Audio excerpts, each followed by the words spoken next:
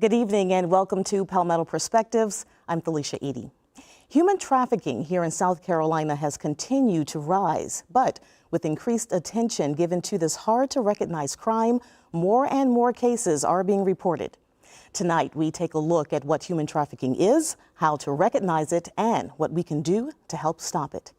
We invite you, our viewers and listeners, to join in this conversation, and you can do that by leaving a comment on our Facebook page at South Carolina ETV. Our Gavin Jackson will be taking your comments live on the air.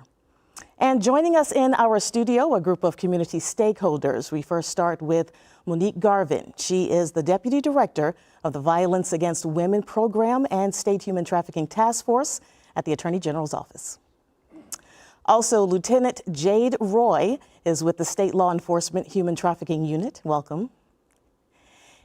Kat Wehunt is founder and executive director of the Formation Project and a survivor of human trafficking herself. Dr. Shani Moore is a child welfare training director at the Department of Social Services and a former child sex trafficking trainer for the Children's Law Center at the University of South Carolina School of Law, and also developed the Human Trafficking for DSS. And rounding out our panel for this evening is Robbie Croft. He is Special Needs Coordinator for Juvenile Victims of Human Trafficking at the Department of Juvenile Justice. Thank you all for being here this evening. We greatly appreciate your time and your presence. And thank you for being here as well. So it's been more than 10 years now since the state legislature created the Human Trafficking Task Force. It's headquartered, I shouldn't say headquartered, but it is chaired by our Attorney General, and it's made up of various agencies. The goal is to curb this growing issue. How bad it is? We hear more from Gavin Jackson. In 2022, the South Carolina Law Enforcement Division supported 416 human trafficking victims from 440 cases throughout South Carolina, according to the State Human Trafficking Annual Report. Of the total number of victims, 399 were minors and 17 were adults. They led 4 commercial sex operations to combat human trafficking in regions around the state, resulting in the arrest of 13 sex buyers. Here's South Carolina Attorney General Alan Wilson. Well, when you look at the sharp increase in labor trafficking, I think a lot of that could be to the very thing that we were talking about earlier, is that when people think of human trafficking, they think of sex trafficking, right? You know, they think of someone being the snatch and grab or the coercion, forcing someone into prostitution, but people don't realize that there's a labor trafficking area in our state. And people who are the easiest to prey on for labor trafficking purposes are people where there's a language barrier, or maybe they're here illegally. Latinos, people from south of the border and other countries below there, they're coming to our state. They don't speak good English or any English at all. They don't have the ability to communicate. They're also afraid to report to law enforcement authorities because they're afraid that they will be, taken away and returned back to their country of origin. And so there probably wasn't a lot of as many reports on it because people didn't recognize it as a crime, but also because the victims of the crime themselves were like in the sex trafficking arena. People who were prostituting wouldn't go report that they were a trafficking victim because usually they're engaged in illicit crimes themselves. So that is why they're easy to exploit. So that's why I believe you are seeing an uptick in labor trafficking, because we're educating people about it, we're seeing the effects of it more frequently, and then we're able to identify it as such. South Carolina Attorney General Alan Wilson there explaining at least one reason why we're seeing this increase in human trafficking cases here in South Carolina. Monique, I want to start with you. We heard a little bit from our Attorney General in that piece, but at the very beginning, exactly what is human trafficking? Human trafficking is when someone uses force, fraud, or coercion to compel someone to engage in sexual or labor behaviors against their will. We oftentimes see that happening in various communities, but people oftentimes have concerns or questions around what does force, fraud, and coercion look like? And so when we talk about force, fraud, and coercion, we think about force being more of that physical violence, that physical abuse. We're looking at things like restraint or confinement. When it comes to things like fraud, one might be compelled to do fraud by offering things like a modeling career, a better life, marriage, anything that's going to offer something that they probably can't follow through on or won't follow through on, but use to lure the victim in to manipulate them. The most common form of trafficking The most common form that we see, although, is coercion. And coercion is going to be that psychological abuse. You might see things like shame, abuse, control, threatening their family, threatening the individual. One thing that we've been seeing with our youth, we've seen an uptick of youth exchanging inappropriate photos between one another, and then traffickers using that as a way to blackmail them, to compel them to engage in sexual acts. So those are the three forms that we see. And while we're talking about that, it's important for us to highlight that youth who are under the age of 18 cannot, if they're engaged in commercial sex, we don't have to prove that force, fraud, or coercion. And if they're engaged in commercial sex, they're automatically going to be a victim of human trafficking. So it's important for us to notate that, because we don't want to lead the perception that we have things like child prostitutes or blaming children for their vulnerability and for their exploitation. You know, I think when people hear the word human trafficking, their mind may automatically go to sex trafficking. But like we've been seeing in the headlines and what we saw in the piece, there's sex trafficking and then labor trafficking. Is one more prevalent than the other here in South Carolina? We do have an emphasis. We do see an emphasis on sex trafficking in South Carolina. However, we have seen a 450% increase in labor trafficking compared to last year's data. And so while sex trafficking has gotten more attention over the years, we are refocusing and seeing and putting an emphasis on labor trafficking as well. Sex trafficking is one of the types of trafficking that is not more prominent necessarily, but it's more recognizable. And so that's why it's important for us to increase the labor trafficking initiative that we're launching at in our state task force, and also just highlighting both forms so we don't overemphasize one over the other. Got you. Okay. So this past January marked a 10-year anniversary of the creation of the task force, and the Attorney General's office held a press conference, and many of you were there on stage along with the Attorney General, along with other members from the different agencies that make up that task force. So Lieutenant Roy, Dr. Moore, and Mr. Croft, when your agencies are brought into a case, what is it that you see? So from a training perspective, and I can speak from that lens, what we want to train is how to identify victims of human trafficking. So we actually have created a training for DSS employees. That's an annual training where they first learn about the legislation of what human trafficking is from the federal as well as the state perspective. They also learn and delve into sex trafficking, what it could look like, what it has been seen to look like, and the normalcy, what it can be, who are traffickers, which can be parents. We talk about familial trafficking as well as survival sex, and that children do have agency.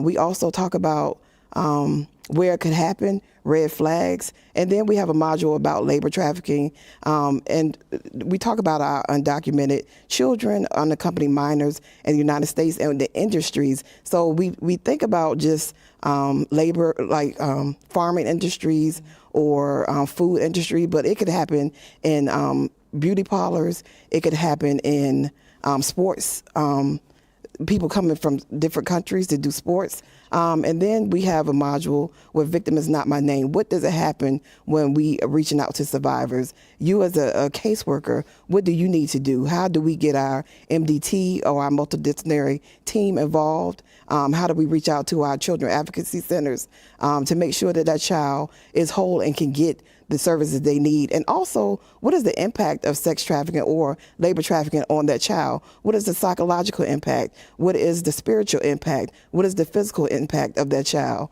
And also, how do you plan for that child and have them be a part of the process? And then we also educate about what do we do as an agency, the last module, in regards to when a child is identified, how to use the sex trafficking or the trafficking screening tool that we have implemented, who to contact, how to contact law enforcement, how to contact SLED. Also, when to reach out to, again, our CACs, when the child gets medically examined. And for our undocumented youth, what steps do we need to take with the Department of Homeland Security to make sure that they get still protected and the services that they need? And so extensive training. Yes. Lieutenant Roy, Mr. Croft? Sure. So the short answer of what we see when we're actively starting to engage in investigations for human trafficking, we see a lot. Every case, every incident, every situation where our vulnerable populations around our state are being taken advantage of presents in a different way.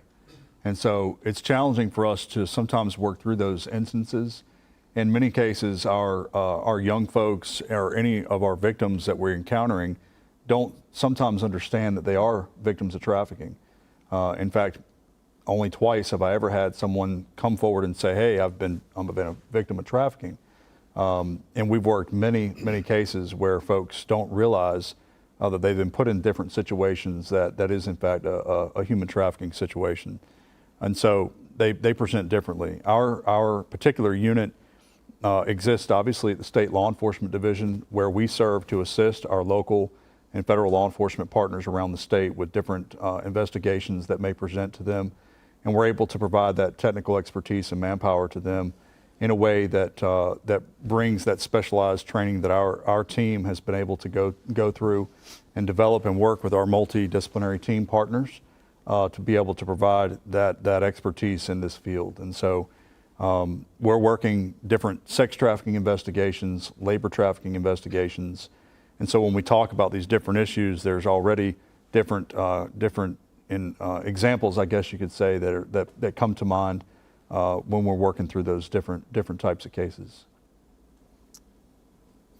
Yeah. So at the Department of Juvenile Justice, we work with really a subset of the sex trafficking population. We deal with those trafficking victims who come into contact with the juvenile justice system. They've been charged with some type of criminal offense or possibly a status offense. And so typically they come to our attention as a possible trafficking victim when we do a screener on them, particularly those kids who've been ordered by the court to have a psychological evaluation with us. And so the psychologist will do a screening tool, and if the child comes up as high risk for trafficking, we make a report to DSS, and then we will also schedule an interagency staffing to bring these folks and people from other agencies together because these kids typically have a wide array of needs. There's often substance abuse, serious mental health illness, possibly abuse at home. And so we will bring DSS, Department of Mental Health, SLED, the Attorney General's office, and whatever other agencies may have a stake in what's going on with this child and may be able to assist with determining what services are needed. And we'll have a staffing and try to come up with an appropriate plan. Our goal at DJJ, and I think that's also the goal for the other folks on the panel, is to not have trafficking victims locked up in a secure DJJ facility. These children are victims, and we don't want to have them treated as offenders, even though they may have broken some law at some point.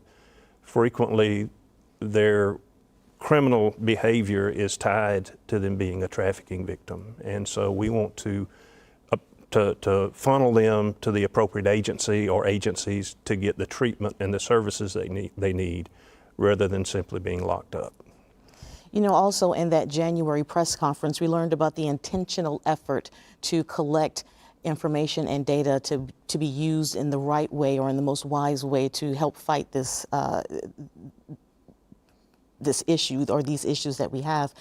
What picture is that information forming for us here in South Carolina? Where do we see the most cases and who are the most impacted? Anyone? The majority, the top 5 number of cases that we see is based upon our data that we see from Polaris. And that information changes from year to year, but we generally see the most cases in some of our larger cities like Greenville, Myrtle Beach area, Columbia, et cetera. However, we try not to focus too heavily on where we're seeing the most cases or getting the most calls, because what we know is that people are reporting to the human trafficking hotline as a result of the education, the awareness that's happening in those communities, which might in return increase those numbers. So we actually do have regional task forces over the majority of the state. We actually have 10 and 3 more to launch by the end of 2023. And so we do see an increase in cases in those areas. However, we do know that we haven't in the recent years seen a lot of high numbers in our PD area, in our rural communities, but we know that in those rural communities, people are more vulnerable as a result of being in those rural communities. And so the data does inform what we are doing at the statewide level, but we still have more of those pieces to put together before we can really develop a comprehensive understanding of the data. I think we can all speak to data is one of the things that we at each of our agencies are trying to build out and grow so that we can advocate for where services need to be, what services need to be. We do have a gap in the service array in South Carolina for human trafficking victims that's designed specifically for them, for adults and for youth. And I think they will also, having that bigger picture of data will also help us increase the number of people who are specialized to deal with these cases because they are so complex. And that goes from law enforcement to victim services to residential housing, et cetera. And so we are all working together to formulate what that looks like. And that's the importance of the state task force, is because we're bringing together people from different disciplines, whether it be in healthcare or law enforcement or in victim services, to really combat this issue and to really understand what it looks like on the ground, but also from a micro level. Yes. Monique brings up some valid points, and I think it's also important to understand that, as she said, we're working hard to bridge that gap in a number of different ways through the State Task Force Data and Research Subcommittee, as well as some of the regional task forces that have those same subcommittees that are plugging into the State Task Force. It's also, though, important to understand that while it may present that this particular year or month, a number might present in a way that would lead our communities to believe, our community leaders to believe that maybe, hey, this crime isn't happening here, or it might not be in my backyard.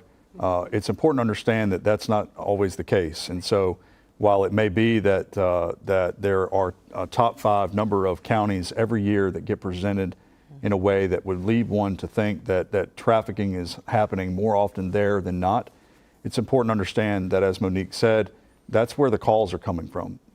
So, and growing up in Myrtle Beach community, the Horry County has been one of those top 5 a number of different years. And I took pride in that fact, and that in our community, we were doing a great job of helping people understand what this looks like. And so I would just encourage folks to understand that while it may seem that in this particular moment it presents in a way that that may lead you to believe that it's not happening, understand that it probably is, and that it's important to understand that and report in those instances where you think it may be.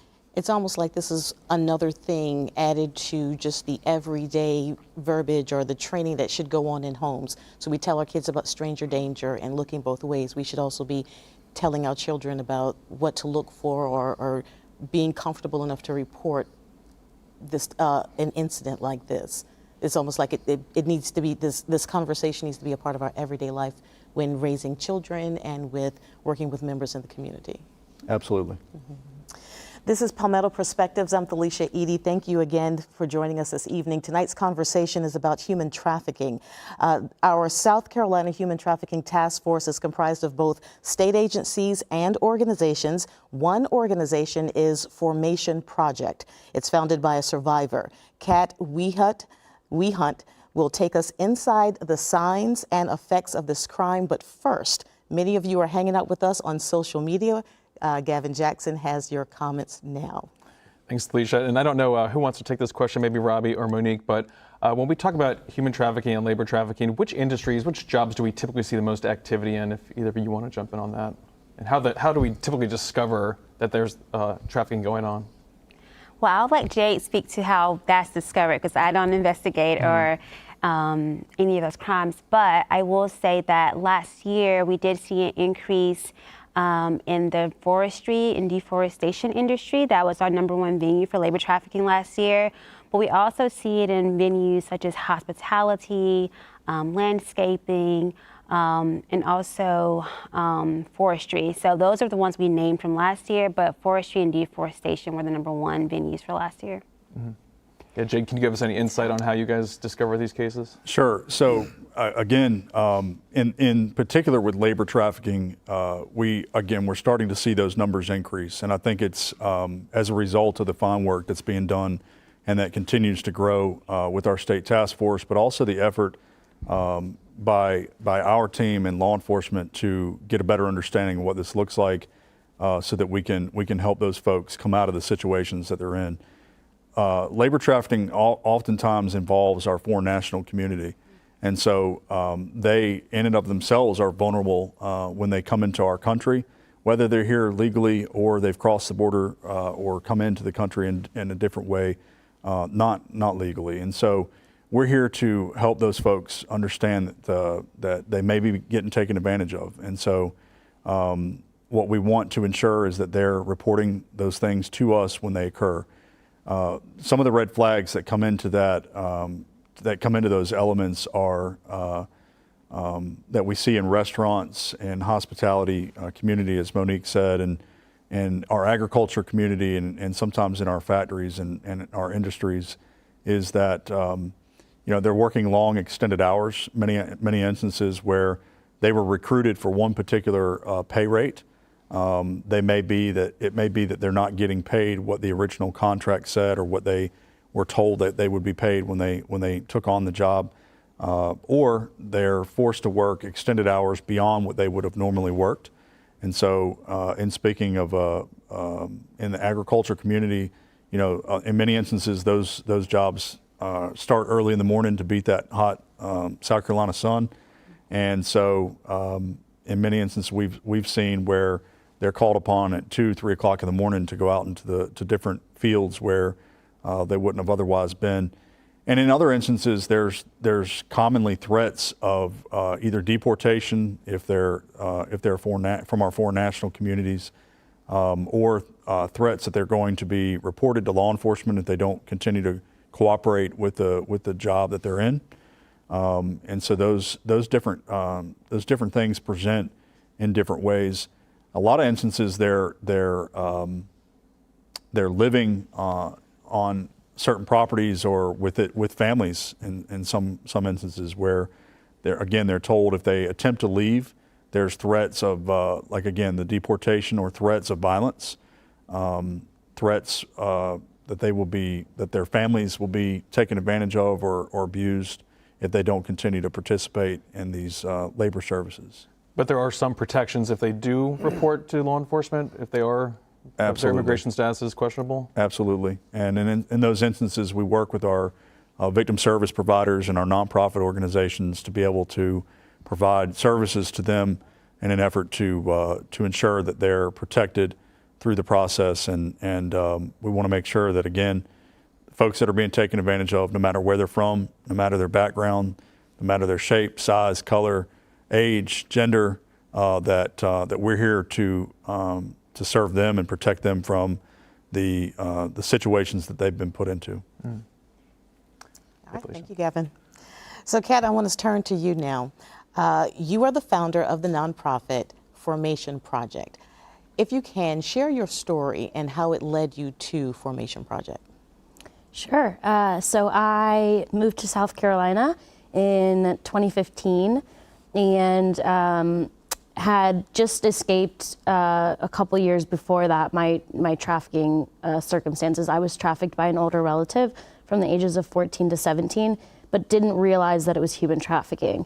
I identified with lots of different vulnerabilities and lots of different other things, but did not think that what happened to me was human trafficking because I wasn't taken across state lines or taken to another country or held in a basement against my will or duct taped or handcuffed or any of those things that I saw on TV and that I saw in the media.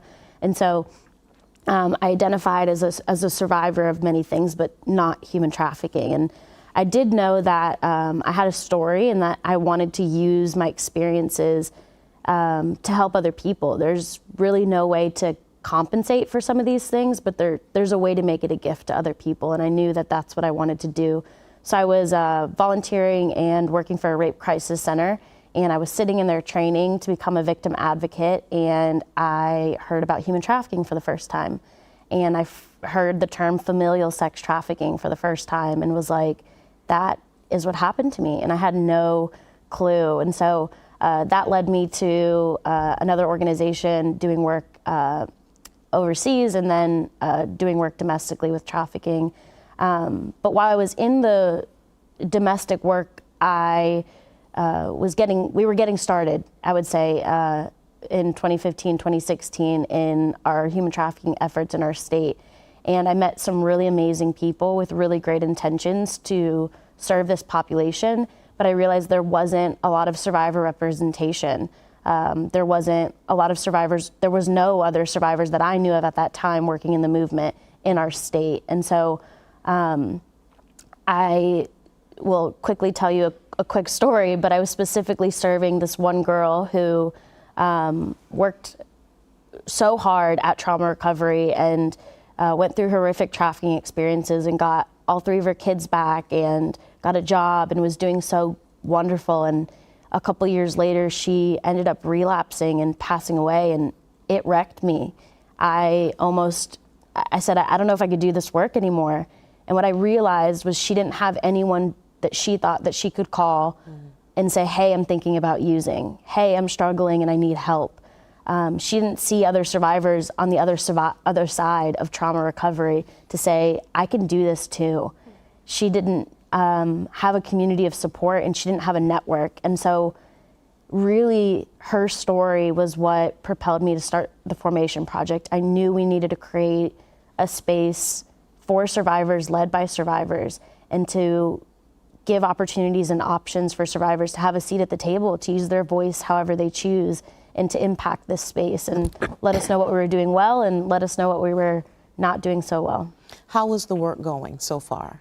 It's going amazing. We've grown tremendously in the past 4 years. We have a staff of 8, and we've been able to serve over 100 survivors and their family members and walking through trauma recovery. You know, it's one thing to be educated about a topic or an issue and well versed in it, but it's a total other thing to actually walk that road and experience it and live it. Through your personal experience, what was the sign or the signs for you to that got you ultimately to the point where you could understand or know that you were being victimized? That's a great question. Looking back, I had lots of signs, and I would say signs for human trafficking are tricky sometimes because they can be indicators of other things that are going on. However, when you're getting multiple signs and multiple vulnerabilities that are overlapping one another, that's when it starts to, I think, raise a really big red flag for human trafficking. So I had childhood sexual abuse from as far back as I can remember. And we know that around 80% of women and children experience prior sexual abuse before their recruitment into human trafficking.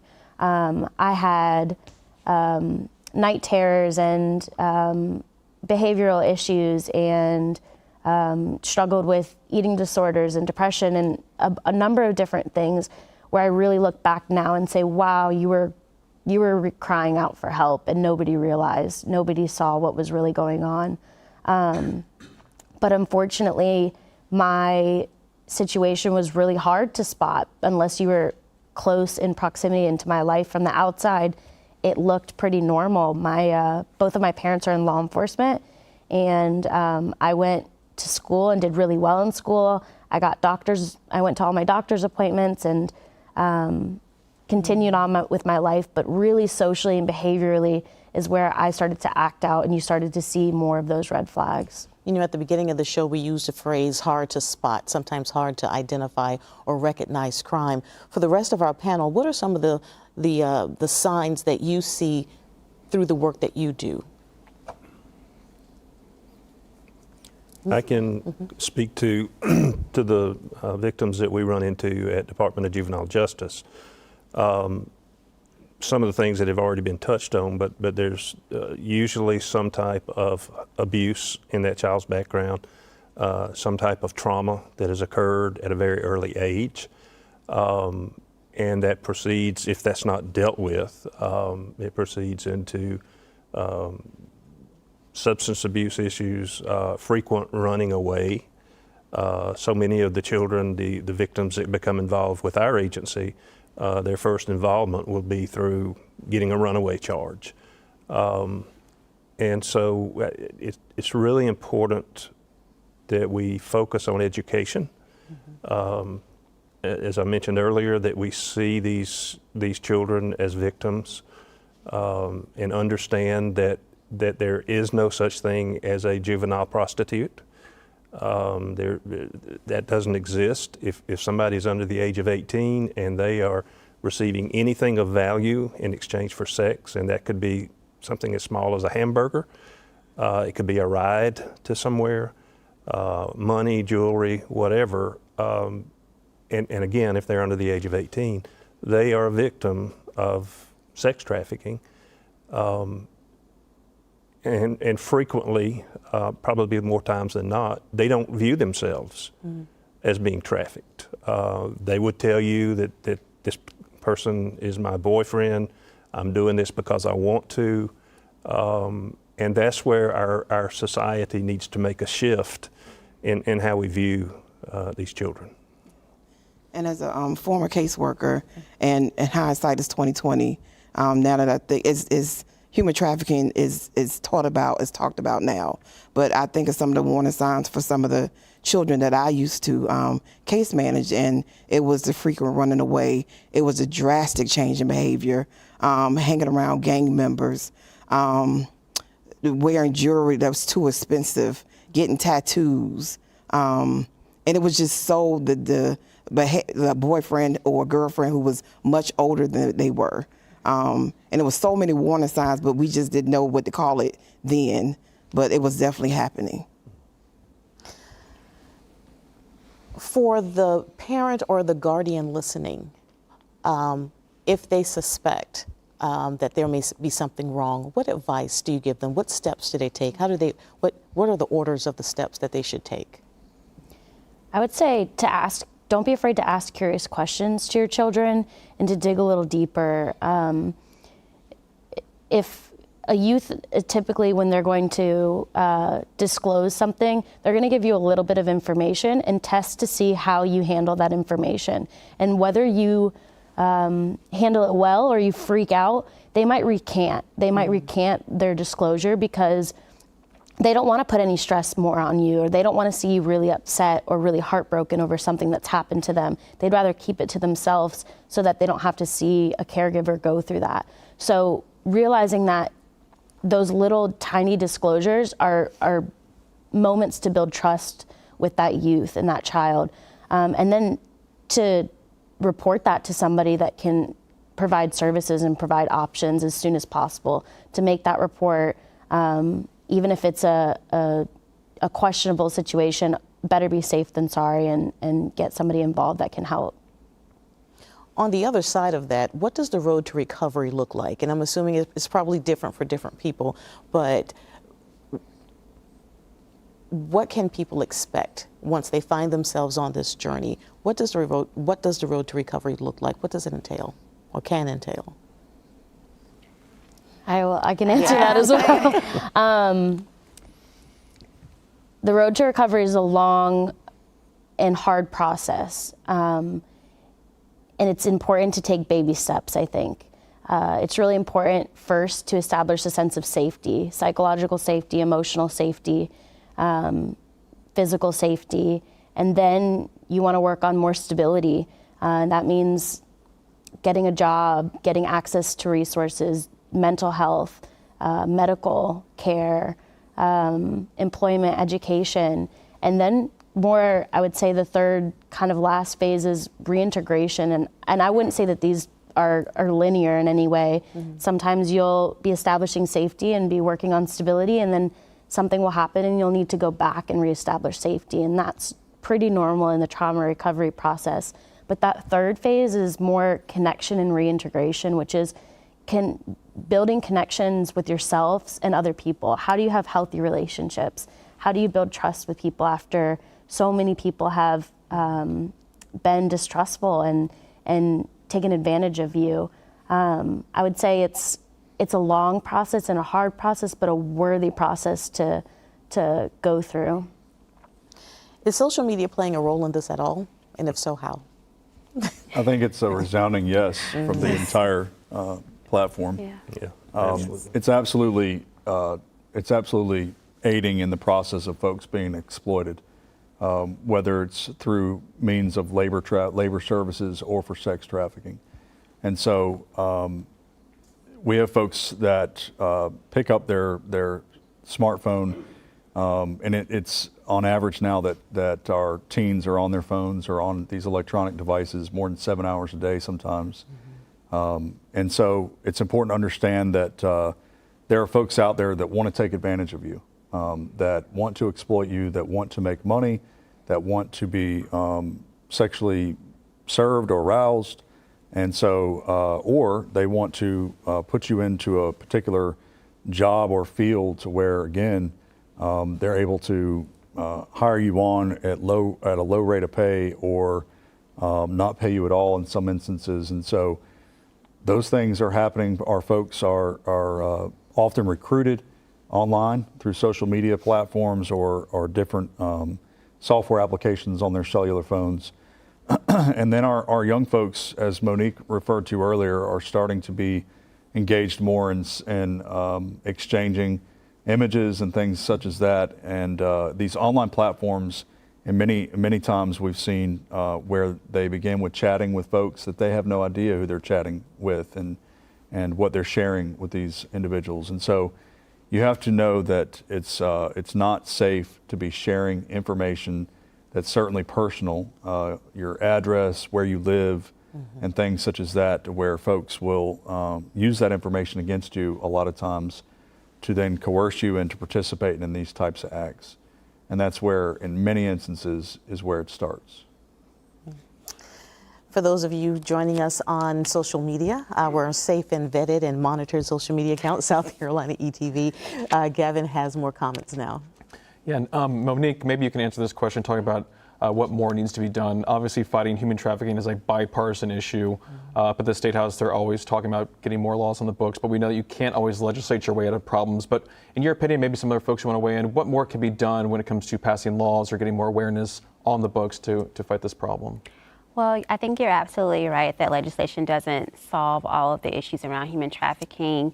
So one thing that I do want to point out, and ETV is a testament of that because they're partnering with us, is the prevention education piece.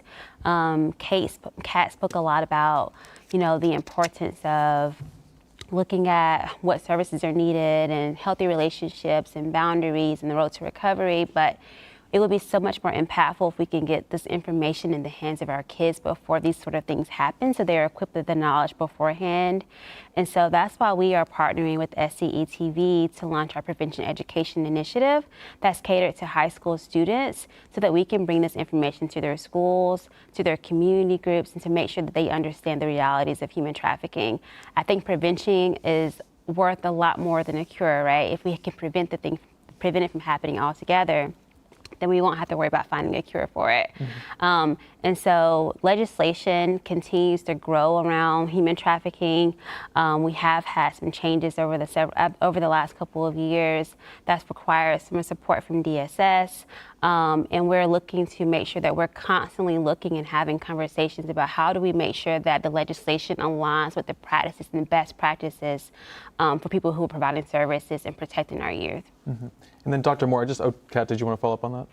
Yeah, I just wanted to mention that this industry is economics 101, and it's fueled by demand of people purchasing sex. If people weren't purchasing sex at alarming rates in South Carolina, people wouldn't be selling sex at alarming rates in South Carolina, specific to sex trafficking. And we have one of the lowest penalties for buyers in the nation. That's a simple legislative issue that really could use some work so that we can hold buyers accountable.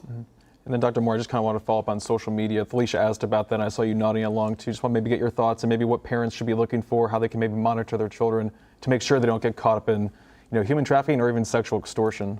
Yeah, I think social media is, they have 24-hour access So I think things that parents can do is make sure that, maybe have devices on the phone to lock the phone, check the phone.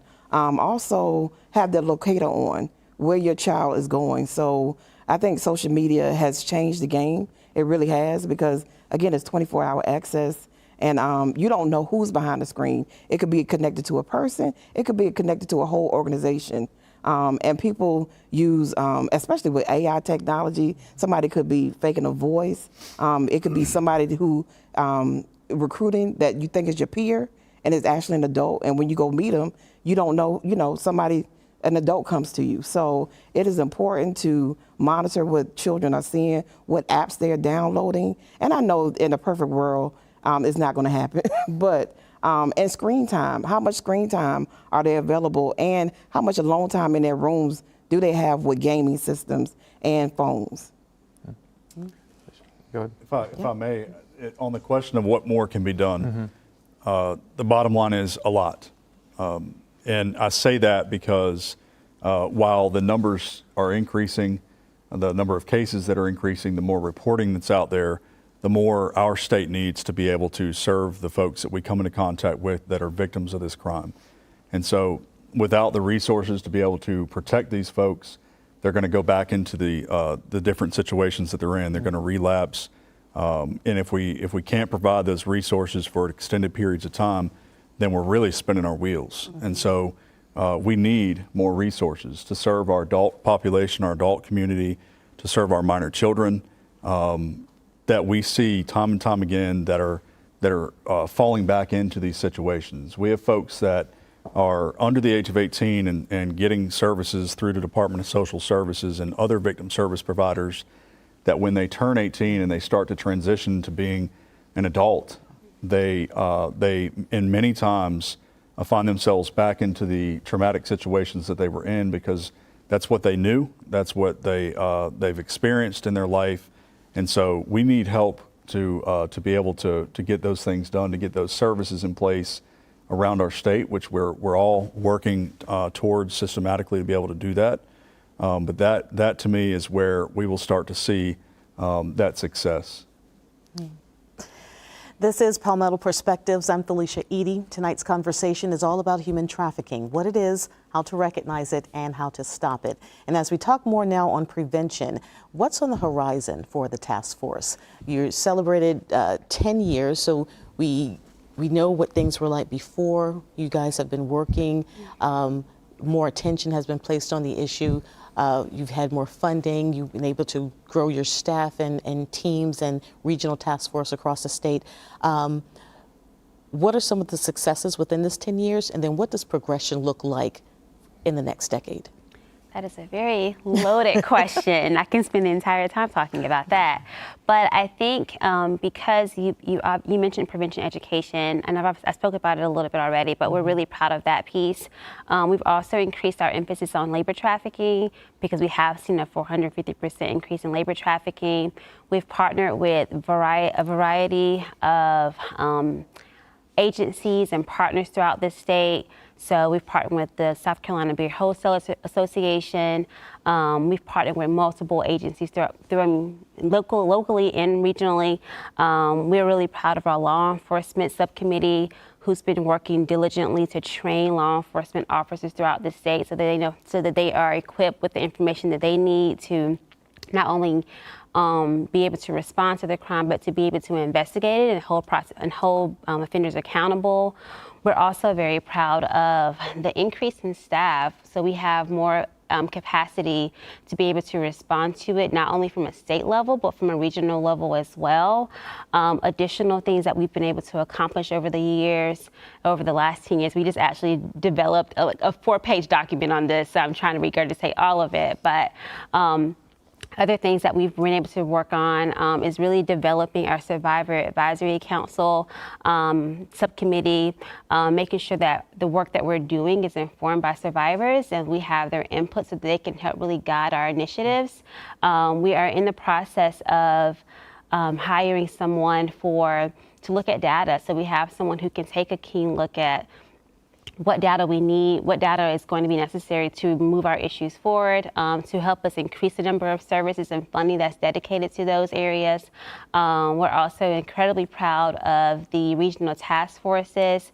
When the task force was created, we only had 3 regional task forces. We now have a total of 10, and then by the end of this year, we'll have statewide coverage, and that's really important because we want to ensure that we aren't only just looking at the effects and the reality of human trafficking from a state level, but we're looking at it from a regional level so we can have a community response to the issue.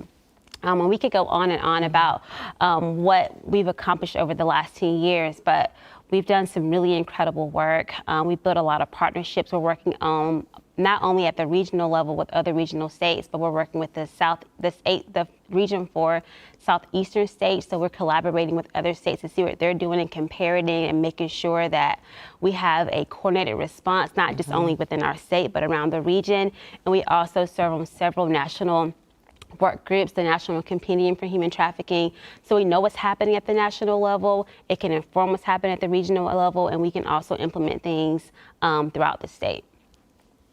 A lot going on. There's a lot. I'm like, I could probably go longer, but I probably shouldn't because I want to make sure we have time to answer That's a good questions thing, from though. It sounds like there's a lot in place and a lot being put in place to make sure the next 10 years we have a really even better report than what was announced back in January at that press conference. You mentioned this earlier, the partnership with South Carolina ETV. We know that education is a major component to this. So students will be back in the classrooms in just a few weeks. Talk a little bit about this new initiative to create videos and curricula for students. What age groups and when will students be able to start to see and engage with this content? Absolutely. So on July 7th, we actually launched our Prevention Education Initiative at the State House grounds with Attorney General Alan Wilson in partnership with SCETV. In that partnership, we are developing a 4-part series for human trafficking, sex trafficking, labor trafficking, and social media, and looking at an overview of all those issues and making sure that we're bringing in subject matter experts to speak to those issues. The videos can and will be able to act alone, but we also wanted to make sure we were providing people and the youth with a little more so they can actually understand and digest the information. So we'll also have an accompanying curricula that will go with each of those topics, and we will be bringing those into the schools by September 1st. We'll be launching our Traffic Proof SC website, and we've also been doing some outreach efforts on our end through our regional task forces and their incredible work. So we've also been hosting regional backpack giveaways each of the communities. We actually had one tonight that we're hosting while we're doing this. And so we actually have 2 education coordinators who we've been able to, one we've onboarded, one we're preparing to onboard, who will also work with SROs and working with community groups and system involved youth to ensure that we're giving the information to those who are in traditional settings within the schools, but we're also catering to those who might not have access to schools at this time for a variety of reasons and backgrounds, to ensure we're training staff at different agencies and we're training those who might be in the community. And so we were looking forward to launching that on September 1. And we hope that you guys can reach out to us and request a presentation. And so as that information is continuing to develop, we'll let you guys know what to look forward to, but that's what we have in the works right now. What age group? Oh, so we're focused on high school students. So that'll be the 9th and 12th grade section, and we hope to be able to deliver additional curriculum for younger groups as we continue to build this the initiative out. As we wrap up in just a few moments, I want each of you to share what is the most important thing you want our viewers and our listeners across South Carolina to know about human trafficking in this state. And I'm going to leave it open like that. If you're talking to the mom or to the guardian or to the local store owner, what's from the perch of your experience, what's the most important thing you want people to know about this subject? We'll start here. I think coming at it from the point of juvenile justice, what has already been mentioned is that just to reinforce that these juveniles who are being trafficked do not belong in a lock and key facility. because of the lack of resources in our state, so often if a child is continually running away to their trafficker, so often DJJ is looked at as the default place where they can be kept safe. But that's an improper solution. I think there needs to be education in our family court systems for the family court judges, the solicitors, the public defenders who are going into court with these children who are being trafficked but also have charges filed against them. For the court system to be aware of what their needs are and move beyond a punitive response to a more treatment-based response. I want to put you on the spot for a little bit. If DJJ is not the appropriate place to go, if I had a genie in a bottle right here, what would you create? What needs to stand in that place instead? Wow, that's a good question. And I think all of us up here would probably agree with this to some point. There needs to be a facility or facilities where a child who's being trafficked, especially if they are continuing to run away and their parents can't maintain them at home, where they can go and be secure, a place they cannot run from, but not a jail, not a DJJ facility. Also a place where they can receive appropriate services, whether it's mental health counseling, trauma-focused counseling, substance abuse counseling,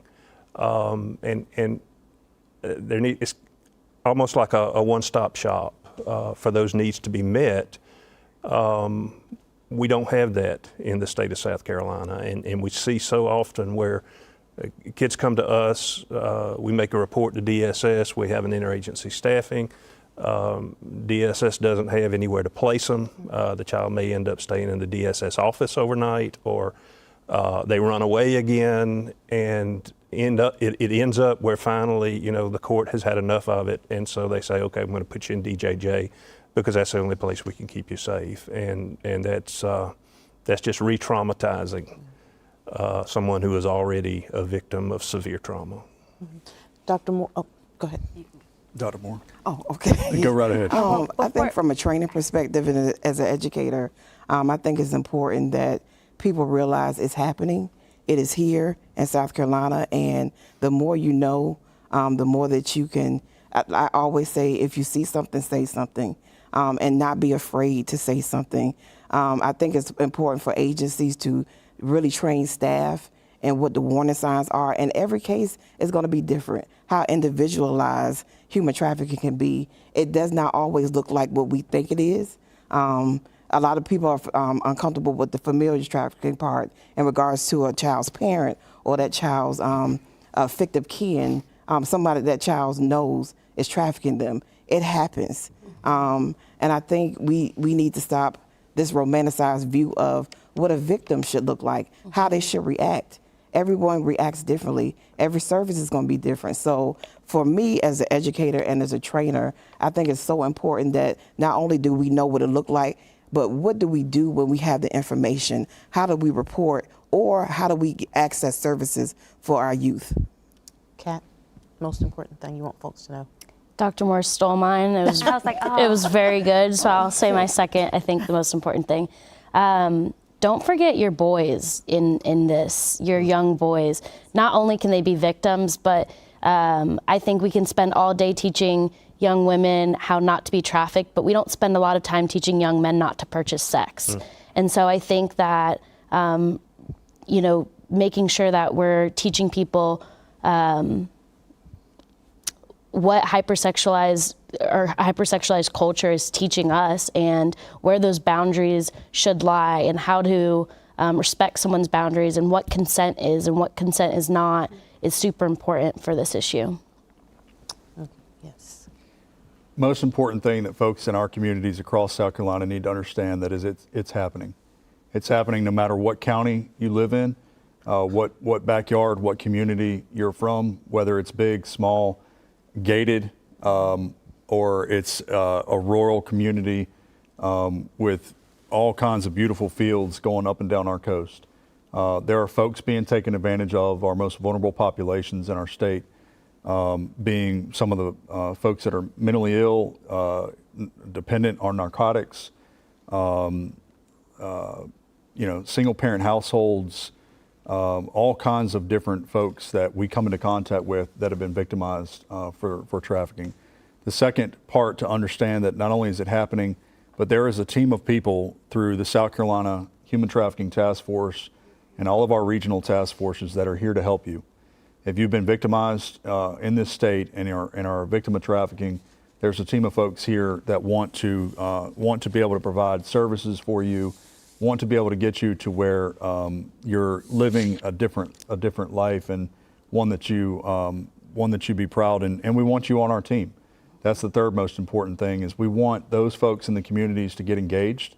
We want them to join our regional task forces because the stronger we are in numbers as a task force, the better we're prepared to be able to fight these crimes that are happening in our communities.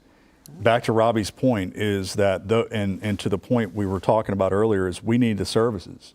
Yeah. We in the criminal investigations lane of this multidisciplinary team continue to spin our wheels with many of these investigations because the service array does not necessarily exist yet in our state. And obviously it's one of the things that we're working towards. But when we talk about some of our youth, one of the questions that I commonly pose to our victim service providers and our folks from the other disciplines is, if it's 2 or 3 o'clock in the morning and I come into contact with a victim of trafficking, where do I take them? What am I going to do to be able to provide a safe place for them? Yeah. Because these folks are different than being victims of other crimes, respectfully. And so we've got to be more prepared to be able to provide services to them so that we can see what success truly looks like. We've been able to see that in some of the cases and investigations that we've all worked. We know that success is not always through the criminal justice system. In many instances, it's that procedural justice where we've been able to provide proper services. Right. And then the last part is there is a state plan that exists. And I would recommend that folks go to the Attorney General's website, take a look at what that state plan says. Yeah. It involves that one-stop shop that Robbie's talking about. It involves putting into place acute care centers across our state so that all of us on a team can work together to be able to provide those services to get folks out of those situations. And then it involves increasing those services to our teams. All right, and Monique, you're going to get the last quick. I wish I wasn't going last. Statement. All the good points are taken, but I do want to echo and re-emphasize the points that have been made already. Yeah. As Jade stated, we do have a state plan that does include an acute care center that gives people an opportunity to pause and stop and find out the best solutions for youth and for adults as well. And then also, one thing that I failed to mention earlier is that we're also working on building out human trafficking courts for youth. That's going to allow people who maybe have status offenses or who are vulnerable to trafficking or at risk for trafficking to be able. I'm so sorry, we're going to have to cut it off. You're fine. But you guys gave great information. That's going to have to do it for us tonight. If you are a victim, there is a number that you can call if there's an incident. That number is on your screen. It's 888-373-7888. This show will be archived on our website for you to share the link and the information. That's southcarolinaetv.org. Thank you very much. Have a good night.